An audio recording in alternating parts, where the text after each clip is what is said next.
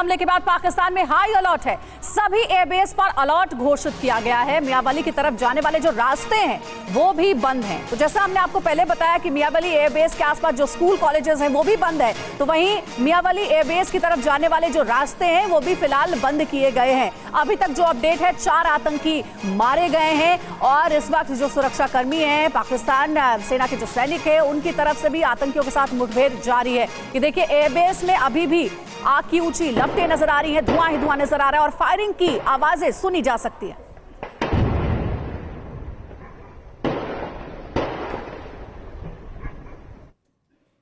तो एक बार फिर से हम इस पूरे हमले को भी समझेंगे और जानने की कोशिश करेंगे कि ये हमले हुए कहां हैं और दरअसल किस तरह का ये अटैक रहा है। एक बार फिर से जरा इन तस्वीरों पर गौर करिए, देखिए किस पर हमला हुआ है। आप देखिए कि सबसे बड़ी बात यही है कि एयरफोर्स बेस पर ये अटैक हुआ है। ये अपने आप में सेना के लिए बड़ी चुनौती, बड़ा चैलेंज है। जी हाँ, आपको हम पूरा वो वीडियो भी दिखा रहे हैं जो कि एयरबेस के अंदर का वीडियो है। ये आप देख सकते हैं कैसे धुआं ही धुआं चारों तरफ नजर आ रहा है। फायरिंग की आवाजें भी सुन रहे होंगे आप, आग की ऊंची लपटें भी आप देख रहे हैं। यहाँ पर ताबड़तोड़ गोलियां चलाई जा रही हैं। अभी तक जो नाम सामने आ रहा है तहरीके जिहाद, पाकिस्तान ने इस पूरे हमले की जिम्मेदारी ली। हमला कैसे किया गया, तो कई सुसाइड बॉम्बर्स भी इस वक्त वहां पर घुसे हुए हैं और हमला किया गया पाकिस्तानी एयरफोर्स बेस पर। और इस एयरफोर्स बेस के बारे में कहा जाता है कि इसकी सुरक्षा व्यवस्था हमेशा से लचर रही है और इस बार आतंकी दाखिल हो गए हैं एयरबेस के अंदर और वहां पर बड़े हमले किए गए हैं।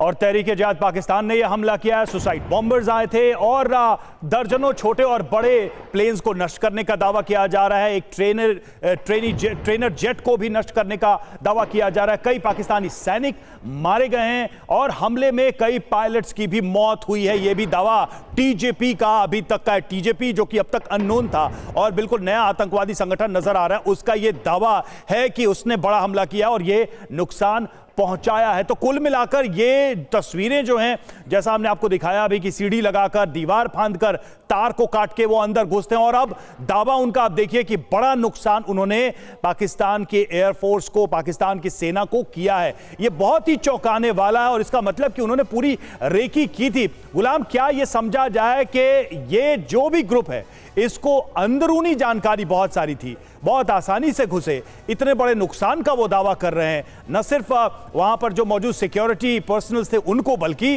काफी संसाधनों को, रिसोर्सेज को उन्होंने डैमेज किया है, वो दावा कर रहे हैं। देखिए, टेररिस्ट ऑर्गेनाइजेशन हमने पास्ट में भी देखा है कि पाकिस्तान में जब जब भी अटैक हुए हैं, टीटीपी हो या कोई हो, तो क्लेम वो बहुत बड़ा करते हैं। क्लेम बहुत बड़ा किया जाता है कि हमने ये कर दिया है, लेकिन उसके बाद जब डिटेल सामने आती है तो शायद उतनी चीज़ें सामने नहीं आती। लेकिन जैसा कि आप बता रहे हैं कि ये इनकी तरफ से क्लेम किया जा रहा है तहरीके जिहाद पाकिस्तान।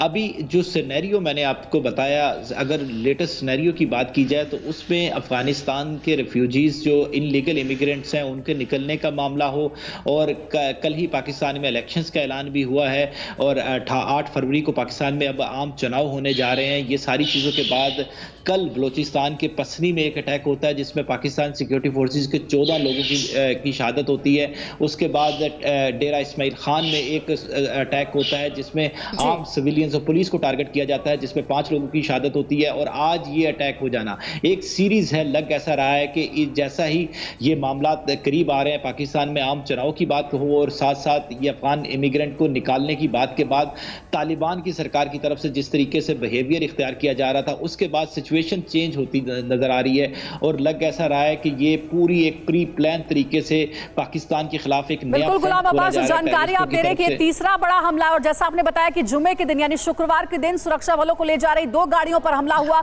14 पाकिस्तानी सैनिक भी मारे गए और उसके ठीक बाद यह आतंकी हमला हुआ है।